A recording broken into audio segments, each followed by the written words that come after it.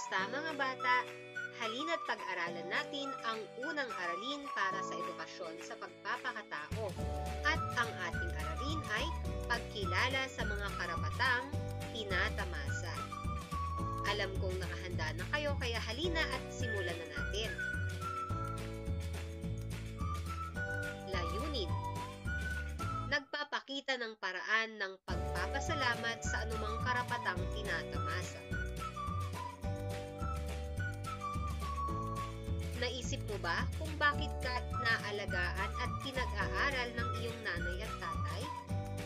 Bakit kanila tinuturuan ng magandang asal, pinapakain at binibilhan ng damit at laruan?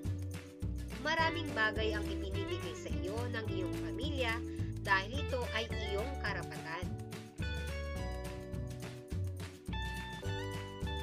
Sa araling ito, inaasahang malaman mo ang iba't ibang bagay na ibinibigay sa iyo ng iyong pamilya bilang iyong karapatan at makapagpapakita ka ng kasiyahan sa mga karapatang ito.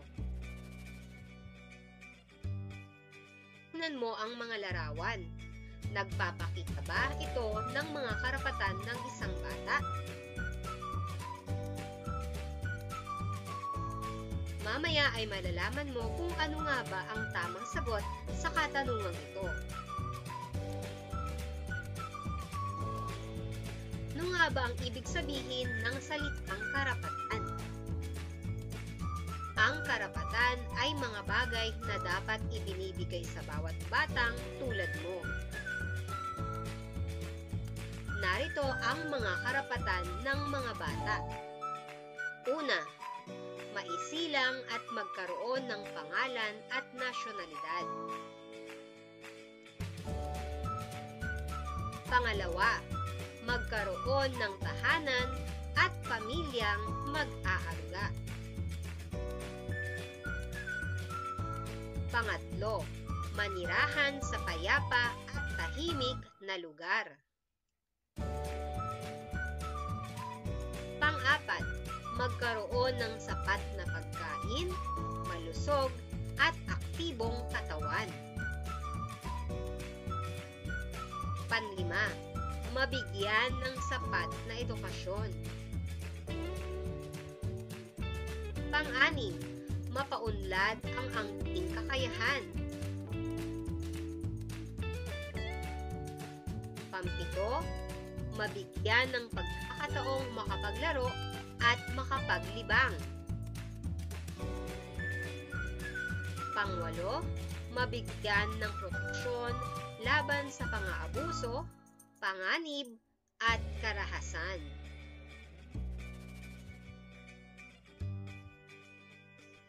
Pangsyam, may pagtanggol at matulungan ng pamahalaan.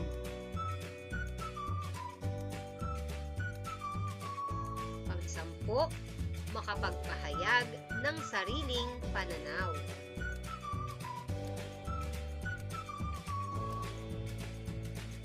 Labing-isa, maturuan ng mabuting asal at kaugalian.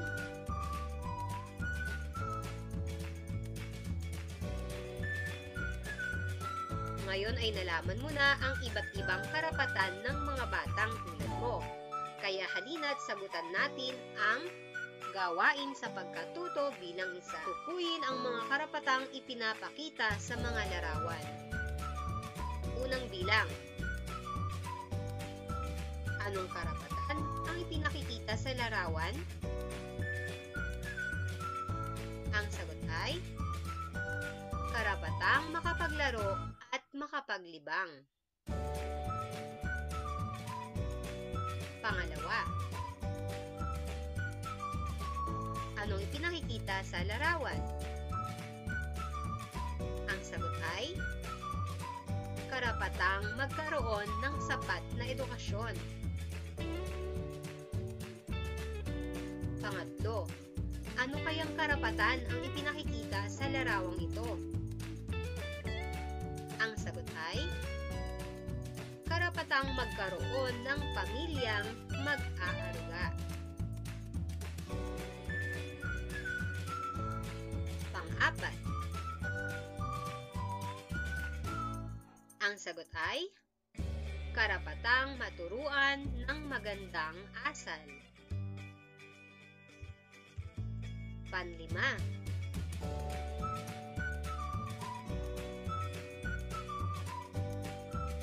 Ang sagot dito ay karapatang magkaroon ng pamilyang mag-aaruga. Para naman sa gawain sa pagkatuto bilang 2, tukuyin ang karapatang tinatamasa ng bata sa bawat pangungusap. Piliin ang titik ng tamang sagot. Narito ang mga pagpipilian. A. Makapaglaro. B. Maprotektahan.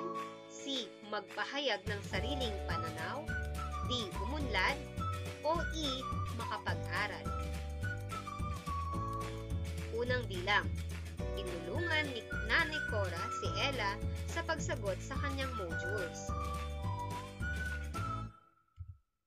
Pangalawa, masayang nakipaglaro si Anton sa kanyang mga kaibigan.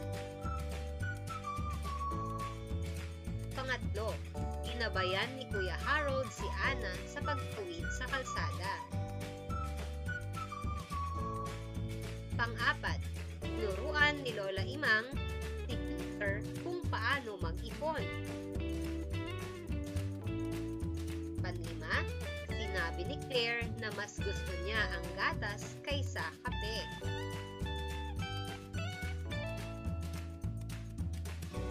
Halina't alamin na natin ang mga sagot.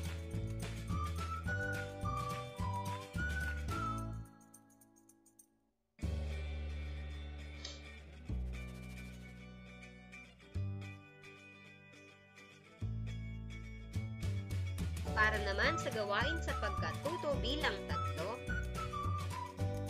iguhit ang masayang mukha kung ang mga karapatan ay masaya mong tinatamasa. Una, nakapag-aral. Pangalawa, nakapaglaro. Pangatlo, may magulang o kamag-anak. Pang-apat, nakakakain ng masustansyang pagkain. Panlima, mayroong mabait at mapagmahal na magulang at mga kapatid. Pang-anim, nakapagsusuot ng maayos na damit. Pang-7, mayroong nag-aalaga at gumagabay.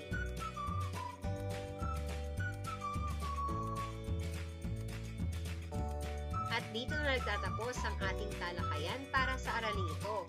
Maraming salamat sa pakikinig mga bata. Hanggang sa muli, paalam!